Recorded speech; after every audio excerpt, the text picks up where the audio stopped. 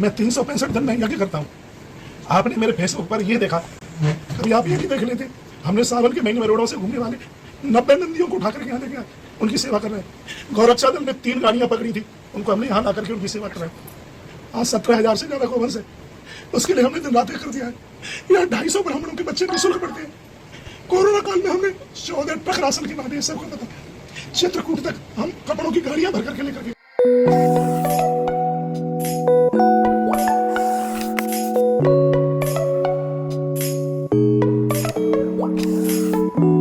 राधे राधे भक्तों, जय माता दी, जय श्री राम। आशा करता हूँ प्रभु की कृपा से, प्रभु की इच्छा से आप प्रसन्न होंगे, आपका परिवार प्रसन्न होगा।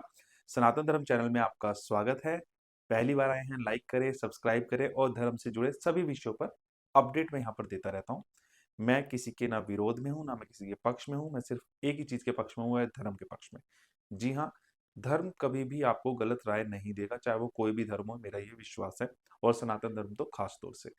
अब सनातन धर्म को कुछ लोग गलत कर रहे हैं, तो वो मैं आपके सामने रख देता हूँ।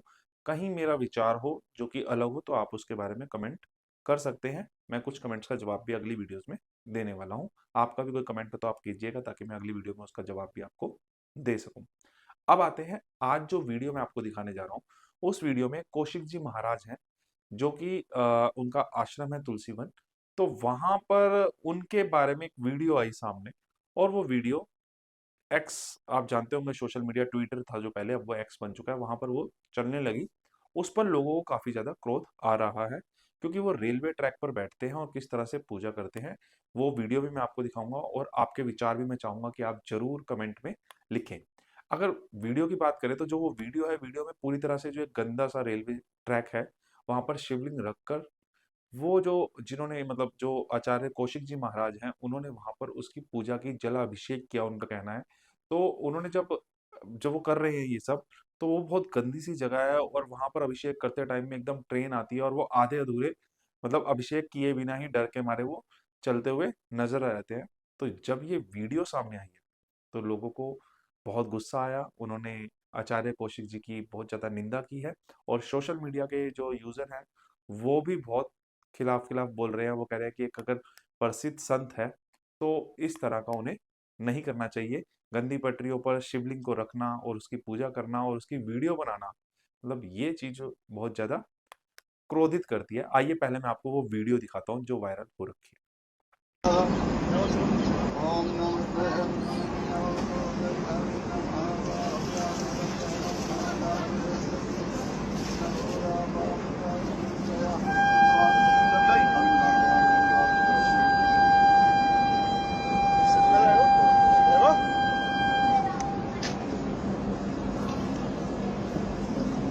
चल देगा तो थैला कहाँ है, गाड़ी थैला दो।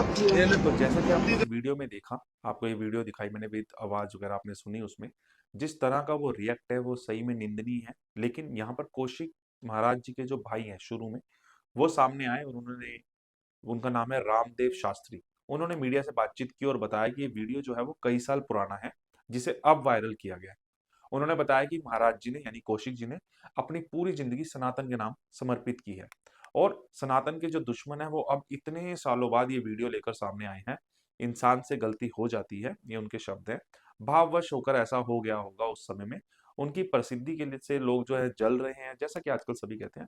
तो इसीलिए पुराने वीडियो को निकालकर उन पर आरोप लगा रहे हैं, ऐसा उन्होंने कहा।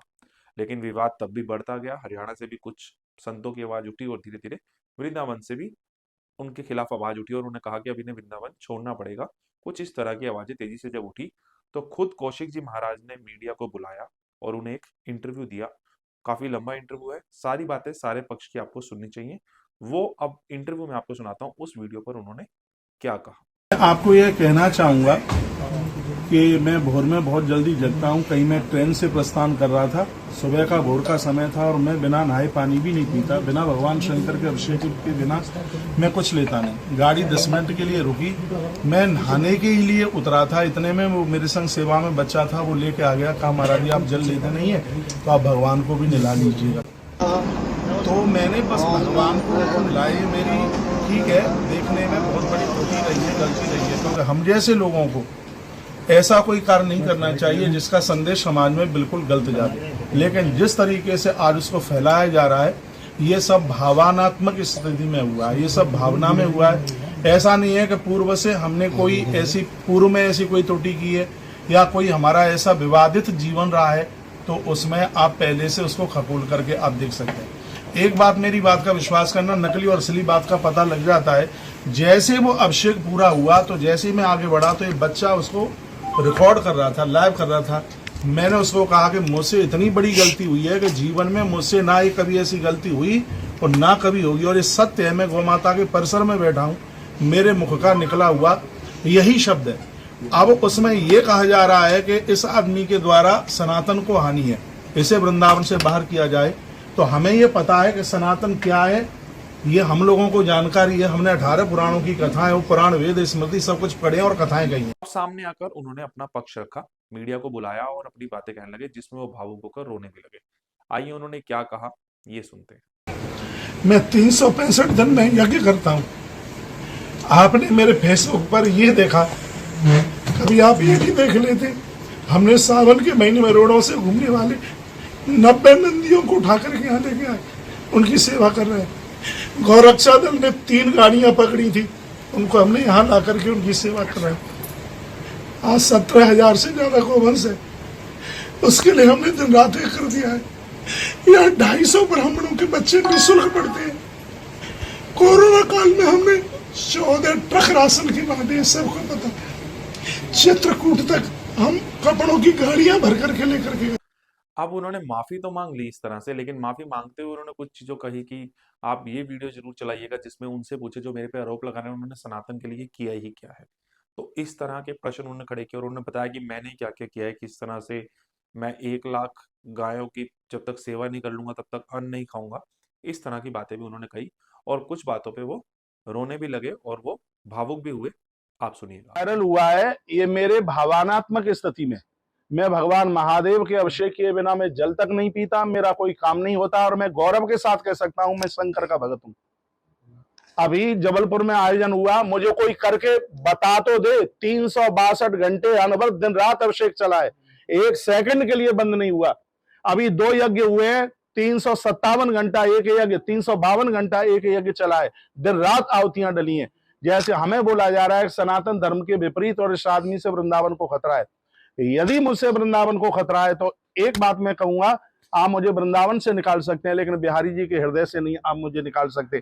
इस बात को मैं डंके की चोट कह रहा हूं। मुझसे अपराध नहीं हुआ है।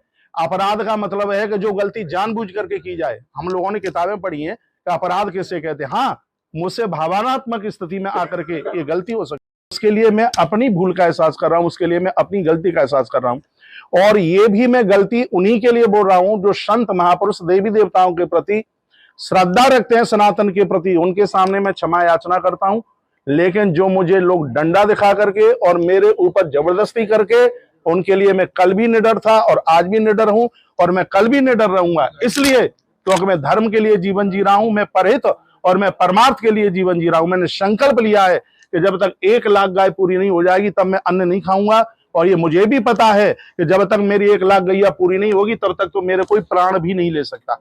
आप यहाँ आए हैं, आपका बहुत आदर है। मुझे टीवी पर आपके चैनल के माध्यम से जो भी मुझे सुन पा रहे हैं, यदि मेरे किए गए इस कृत्य से किसी को किसी भी प्रकार की कोई तकलीफ है, उसके लिए मैं क्षमा याचना का अधिकारी हूं। उसके लिए मैं क्षमा मांगता हूं कि आपके हृदय को यदि कोई ठेस पहुंची हो। लेकिन एक बार मैं फिर निवेदन करूंगा, ये उतना बड़ा मसला नहीं था जितना इसका विस्तार किया गया है।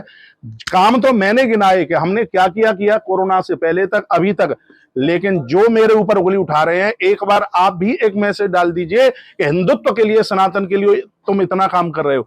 यमुना जी में नाले चल रहे हैं, क्या उसके लिए आप बोलोगे, इसके लिए कुछ बात करोगे? भरे आम ये सड़क पर निकल करके जाती हैं गायों की गाड़ियां। हम लोगों ने, मैंने गोली खाई है, मेरे पांव में गोली लगी है, मेरी छाती में चाकू लगा है।